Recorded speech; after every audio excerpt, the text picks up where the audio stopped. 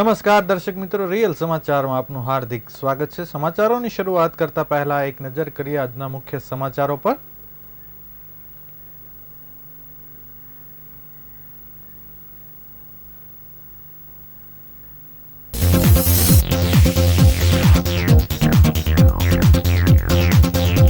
સુરતમાં શાસ્ત્રોક્ત રીતે થયું હોલિકા દહન, લોકોએ આપી આહુતિ।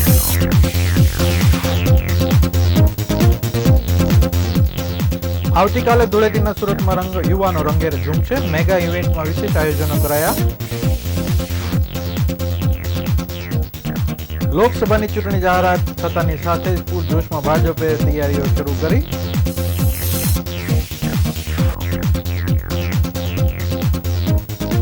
અડાજણમાં કપાસની રચના નામે 150થી વધુ વૃક્ષો બૂઠા કરી દેવાયા।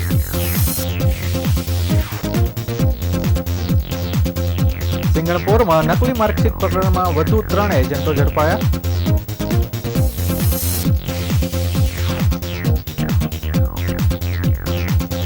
હોમિયોપેથિક ડોક્ટર બ્રેન ડેડ થતા પરિવારજનોએ હૃદય, ફેફસા સહિતના 7 અંગોનું દાન કર્યું।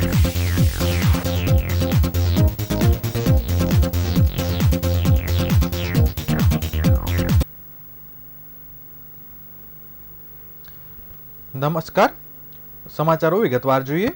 સુરતમાં શહેરમાં હોલિકા દહનની તમામ તૈયારીઓ પૂર્ણ કરી દેવામાં આવી છે। શેરી મહોલ્લાના નાકા પર આજે ખૂબ જ ભક્તિભાવ અને વૈદિક મંત્રોચ્ચાર સાથે હોળી પ્રગટાવવામાં આવી હતી, જેમાં લોકોએ ધાણી, સોપારી, નાળિયેર સહિતની આહુતિઓ આપીને ભગવાન વિષ્ણુને પ્રાર્થના કરી હતી।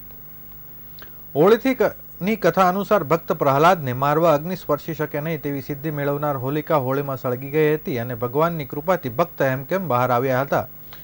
સમગ્ર વિશ્વને આસુરી અને અસત્યની શક્તિ ગમે એટલી તાકાતવર લાગતી હોય પણ અલ્પજીવી રહે છે, તેનો પરાજય નિશ્ચિત હોય છે અને સત્યની શક્તિની બાળક પણ અંતે વિજય બને છે। આ મહાન પર્વને આજે સુરત સહિત દેશભરમાં ધામધૂમથી ઉજવવામાં આવી રહ્યો છે।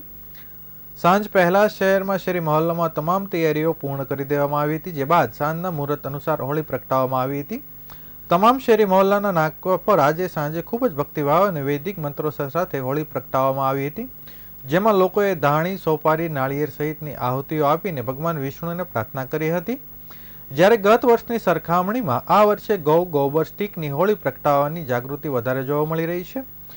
આ વર્ષે 1000થી વધારે સ્થળ પર ગાયના ગોબરમાંથી બનેલી સ્ટીક અને છાણમાંથી હોળી પ્રગટાવવામાં આવી હતી।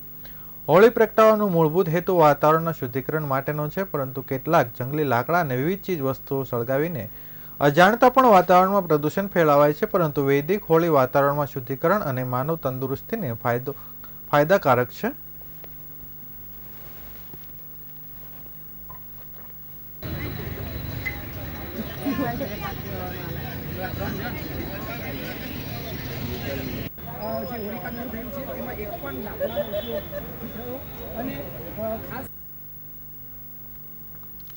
આવતીકાલે ધૂળેટીને લઈ સુરતમાં G9 ઇવેન્ટ દ્વારા હોળી બેદનું આયોજન કરવામાં આવ્યું છે, જેમાં યુવાનો ખૂબ મજા કરી શકે તે માટેની આયોજન કરવામાં આવ્યું છે। વેસુ પ્રાઇમ શોપર પાસે હીરામોતી પાર્ટી પ્લોટ ખાતે આવતીકાલે 25મી માર્ચને ધૂળેટીને લઈ હોળી બેદનું આયોજન કરવામાં આવ્યું છે, જેમાં ઓર્ગેનિક રંગો, ડીજે સોનલ અને વિફોન્સ વન્સ મોર બેન્ડ સાથે હોળીની ઉજવણી થવાની છે।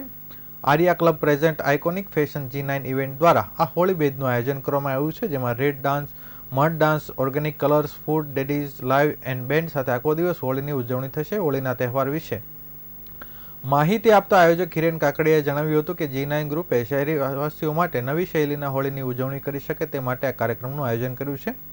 કાર્યક્રમ દરમિયાન ડીજે, સંગીત, ગાયક કલાકારો દર કલાકે બદલાશે, જેની તેઓ લોકોને વિવિધ પ્રકારનું મનોરંજન પૂરી પાડી શકે। હોળીમાં બેદ દરમિયાન કાર્નિવલ પણ હોય છે। બાળકો માટે કાર્ટૂન કેરેક્ટરનું આયોજન કરવામાં આવેલ છે, જેથી બાળકો, યુવાનો, વૃદ્ધોથી માંડીને તમામ વયના લોકો આ કાર્યક્રમમાં હાજર રહી શકે। સ્થળ પર હોળીની ઉજવણી કરનારાઓને 100% ઓર્ગેનિક કલર વિનામૂલ્યે આપવામાં આવશે।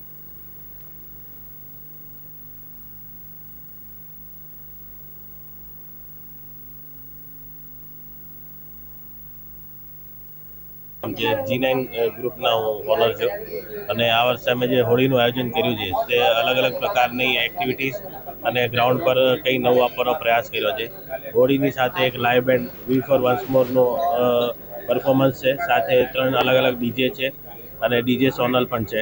આ સિવાય સિટીની અંદર નજીકમાં અમે આ આયોજન કર્યું છે કે લોકોને અગવડ ઓછી પડે અને દરેક વર્ગના લોકો માટે, જેમ કે બાળકો માટે કિડ્સ કાર્નિવલ છે, કાર્ટૂન કેરેક્ટર્સ છે અને એજેડ લોકો માટે બેસવાની વ્યવસ્થા છે, પ્લસ ડ્રેપિંગ એટલે છાંયો છે અને સ્પ્રિંકલ છે.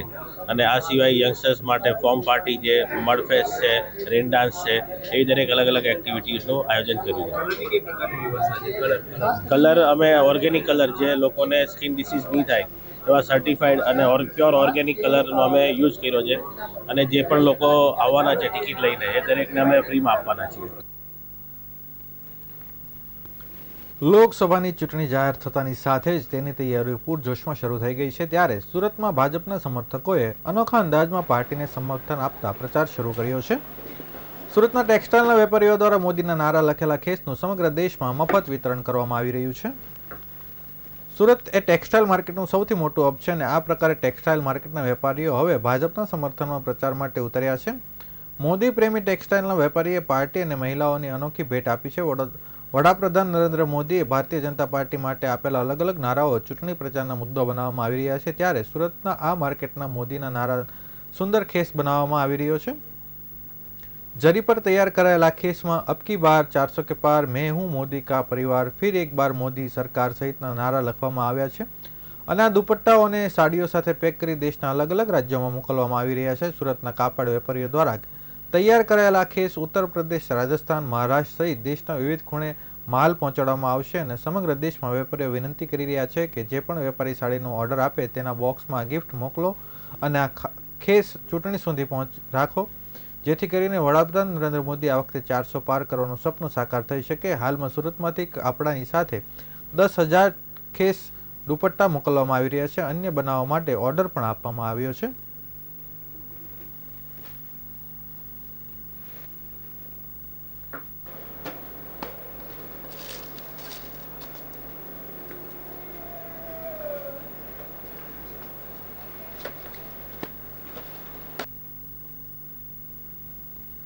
શહેરમાં ગ્રીન કવર વધારવાના આયોજન વચ્ચે અડાજણ આનંદમલ રોડ પર આશરે 150થી વધુ વૃક્ષો હેવી ટ્રીમિંગ કરાતા પર્યાવરણ પ્રેમીઓમાં રોષ ઝળહળ્યો હતો.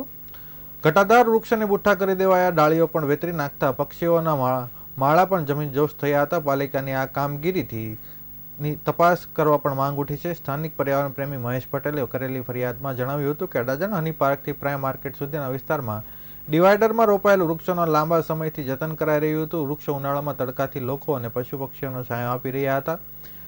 વિસ્તારમાં ફૂલાફાલ્યા વૃક્ષોને પાલિકા દ્વારા બેરહમીપૂર્વક હેવી ટ્રીમિંગ કરાયું હોવાની રાવ નખાઈ હતી. તેમણે કહ્યું કે આશરે 150થી વધુ લાઇનબંધ વૃક્ષોને એક સાથે એ રીતે બુઠ્ઠા કરી દેવાયા કે માત્ર થડ જ દેખાઈ રહ્યા છે. વૃક્ષો ઉનાળાના તડકાથી લોકો અને પશુ પક્ષીઓનો છાંયો આપી રહ્યા હતા. વિસ્તારમાં ફૂલાફાલ્યા વૃક્ષોને પાલિકા દ્વારા બેરહમીપૂર્વક હેવી ટ્રીમિંગ કરાયું હોવાની રાવ નખાઈ હતી. તેમણે કહ્યું કે આશરે 50થી વધુ લાઇનબંધ વૃક્ષોને એક સાથે જ બુઠ્ઠા કરી દેવાયા છે, માત્ર થડ જ દેખાઈ રહ્યા છે. જવાબદારો ટ્રીમિંગ કરાયેલ કપાસના વૃક્ષોના ઉનાળામાં વિસ્તારમાં રજકણો ફેલાતા હોવાની ટ્રીમિંગ કરાયાની કેફિયત કરી રહી હતી, જેથી રહીશોએ વૃક્ષો રોપ્યા તે વખતે કપાસની રજકણો સમસ્યા નોતરશે તે અંગેનું જ્ઞાન પાલિકાને કેમ ન હતું તેવા પ્રશ્ન પણ ઉઠવા પામ્યા છે. રહીશોએ ઉમેર્યું કે કોનોકોર્પસ પણ વૃક્ષોનું છેદ પણ શરૂ કર્યું છે.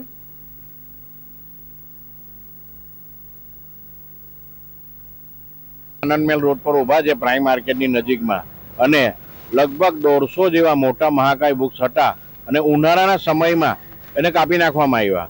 હવે આપણે પૂછવામાં આવ્યું કે ભાઈ એની કપાસ થાય છે, એની રજો ઉડે છે, તો તમે આ ઝાડ વાવ્યું શું કામ? એ એક તપાસનો વિષય છે. તમે ગાર્ડન ખાતું બસ એમ જ અગાઉ કોનોકોર્પસ વાવ્યા, હજુ એનો નિકાલ તો થયો નથી અને આવી રીતે તમે ઉનાળાના સમયે ઓક્સિજન આપતા ઝાડોનો આપણે નિકાલ કાઢી નાખો અને 150 એક બે વૃક્ષો હોય તો સમજો 150 જેવા વૃક્ષો 1/2 કિલોમીટર એરિયામાં તમે કાપીને ફેંકી દીધા છે.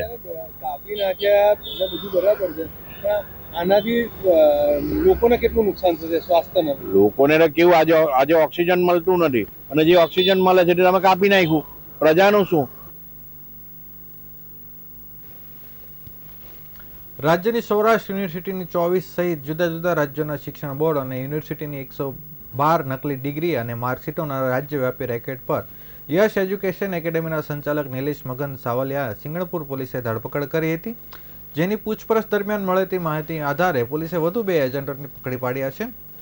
પોલીસે નિલેશ કોર્ટમાં રજૂ કરી 14 દિવસના રિમાન્ડની માંગણી કરી હતી. કોર્ટે 10 દિવસના રિમાન્ડ મંજૂર કર્યા હતા. ગુજરાત સહિત દેશના અલગ અલગ રાજ્યો યુનિવર્સિટી નકલી ડિગ્રી અને માર્કશીટનો સૂત્રધાર મનોજકુમાર દિલ્હીમાં બનાવતો હતો. નિલેશ સાવલિયા 4 થી 5 વખત મનોજને મળવા માટે દિલ્હી ગયો હતો. વધુમાં પોલીસે શુક્રવારે યસ એજ્યુકેશન એકેડમી ઓફિસમાં તપાસ કરી હતી, જેમાં નિલેશે વર્ષ 2014થી લઈ અત્યાર સુધીમાં નકલી ડોક્યુમેન્ટની 113 રસીદો બનાવી તે પોલીસે કબજે કરી છે.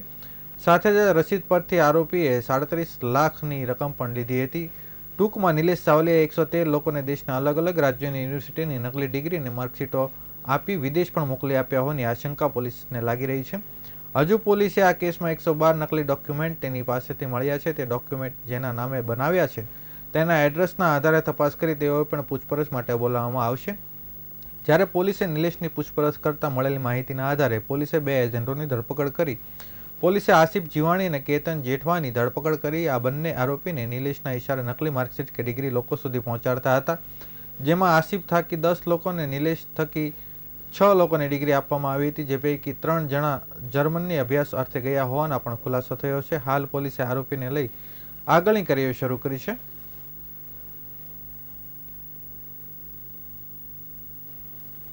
હોમિયોપેથિક ડોક્ટર દેવાંગ ચાહવાલાના પરિવારે ડોનેટ લાઈફના માધ્યમથી ડોક્ટર દેવાંગભાઈના હૃદય, ફેફસા, લીવર, કિડની અને ચક્ષુઓનું દાન કરી 7 વ્યક્તિઓને નવજીવન બક્ષી માનવતાની મહેક ફેલાવી છે.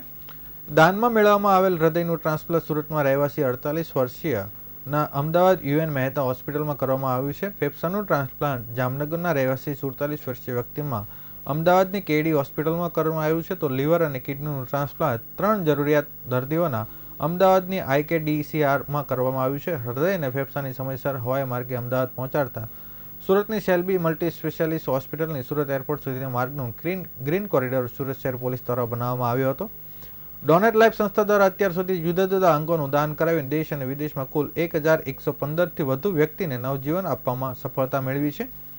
પાર્લાપોઈન્ટ ખાતે રહેતા અને સિટી લાઇટ ભગવતી આશીષ કોમ્પ્લેક્સમાં હોમિયોપેથિક ડોક્ટર તરીકે પ્રેક્ટિસ કરતા ડોક્ટર દેવાંગભાઈએ 18મી માર્ચના રોજ ચક્કર આવવાની, નબળાઈ લાગવાની ફરિયાદ કરતા પરિવારજનોએ ડોક્ટર દિશાંક શાહને કન્સલ્ટ કરતા તેઓએ MRI એન્જિયો કરાવવાની સલાહ આપી હતી. MRI એન્જિયો કરાવતા મગજમાં બ્લોકેજ હોવાનું નિદાન થયું હતું. આથી ડોક્ટર દેવાંગભાઈને INS હોસ્પિટલમાં ન્યુરોફિઝિશિયન ડોક્ટર અનિરુદ્ધ આપટેની સારવાર હેઠળ દાખલ કર્યા હતા, જેમણે મગજની એન્જિયોગ્રાફી કરાવતા મગજમાં લોહીની નસમાં બ્લોકેજ હોવાનું નિદાન થયું હતું. જેથી વધુ સારવાર માટે તેઓએ 20 માર્ચના રોજ શેલ્બી હોસ્પિટલ ડોક્ટર જેની ગાંધીની સારવાર હેઠળ દાખલ કર્યા હતા. ડોક્ટર જેની ગાંધીએ મગજની નસમાં સ્ટેન્ટ બેસાડવાની પ્રોસિજર કરી હતી. દેવાંગભાઈને બ્રેન ડેડ થતાં તેના પરિવારજનો તેમને અંગોનું દાન કરવાની ઈચ્છા વ્યક્ત કરી હતી. પરિવારજનો તરફથી અંગદાનની સંમતિ મળતા SOTTOનો સંપર્ક કરવામાં આવ્યો હતો. SOTTO દ્વારા હૃદય અમદાવાદની યુએન મહેતા હોસ્પિટલ, ફેફસા અમદાવાદની કેડી હોસ્પિટલ, કિડની અને લીવર અમદાવાદની IKDRCને ફાળવવામાં આવ્યા હતા. દાનમાં મળેલ હૃદયનું ટ્રાન્સપ્લાન્ટ કરવામાં આવ્યું હતું. હૃદય, ફેફસાની કિડની, લીવર સમયસર હવાઈ માર્ગે પહોંચાડવામાં આવ્યા હતા.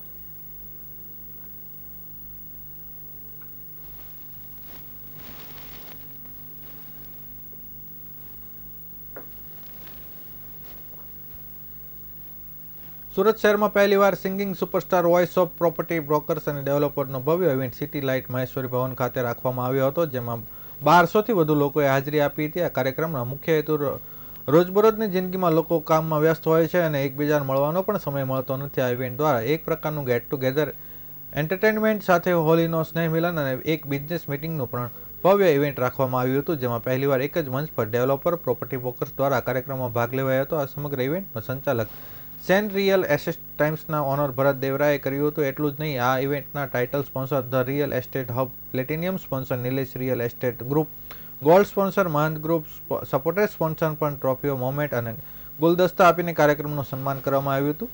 કાર્યક્રમની શુભ શરૂઆત આરતી સાથે કરવામાં આવી હતી. ત્યારબાદ આવેલા 27 જેટલા ગાયક કલાકારો સુંદર મધુર બોલિવૂડના ગીતો પર ગીતો ગાઈને લોકોનું મનોરંજન પૂરું પાડ્યું હતું અને લોકોને ખૂબ જ મજા માણી હતી. જ્યારે કાર્યક્રમમાં 1 થી 3 વિજેતાઓ પણ મોમેન્ટો આપીને ભવ્ય સન્માન કરવામાં આવ્યું હતું. કાર્યક્રમના અંતે આવેલ તમામ મહેમાનો અને જજીસ સ્પોન્સર ભવ્ય ભોજન લઈને હોલીની શુભેચ્છાઓ સાથે સુંદર ઇવેન્ટની સમાપ્તિ કરાઈ હતી.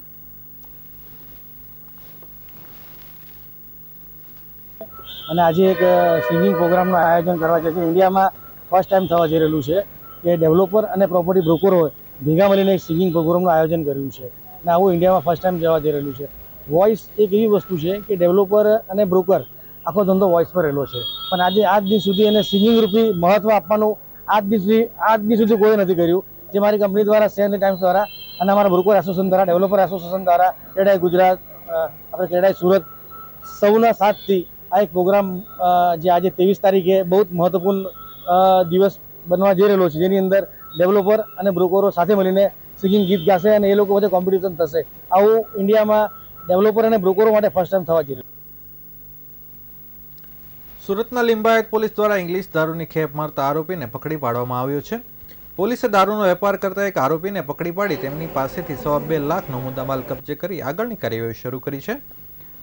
લિંબાયત પોલીસ પેટ્રોલિંગમાં હતી તે દરમિયાન મળેલી બાતમીના આધારે પોલીસ સ્ટાફે એક આરોપીઓને પકડી પાડ્યો હતો. દારૂ અને જુગાર જેવા ગુનામાં લોકોને પકડી પાડવા માટે કામગીરી કરતી આ પોલીસ દ્વારા સાગર લોખંડીને ધરપકડ કરવામાં આવી હતી. બુટલેગર પાસેથી જુદી જુદી કંપનીની ઇંગ્લિશ દારૂની કુલ ₹2,14,000ની બોટલો મળી આવી હતી.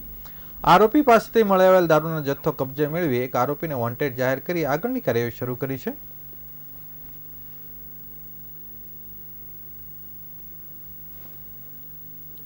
સમાચારો પૂર્ણ કરતા પહેલા ફરી એક વખત આજના મુખ્ય સમાચારો પર નજર કરીએ.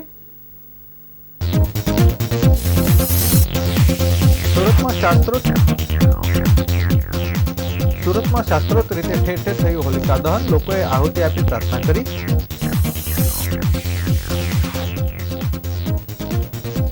આવતીકાલે ધૂળેટીની સુરતમાં યુવાનો રંગે ઝૂમશે, મેગા ઇવેન્ટના વિશેષ આયોજનો.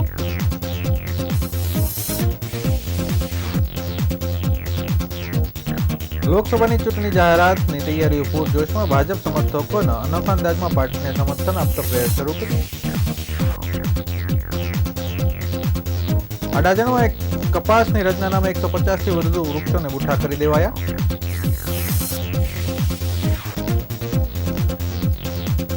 સિંગણપોરમાં નકલી માર્કશીટ પકડમાં 2 એજન્ટો પકડાયા.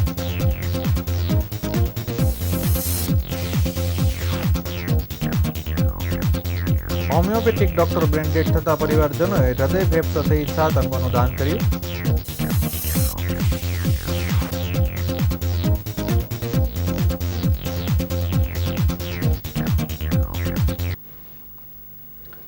આ હતા અત્યાર સુધીના રિયલ સમાચાર. નવા સમાચારો સાથે ફરીથી મળીશું. ત્યાં સુધી રજા આપશો. નમસ્કાર.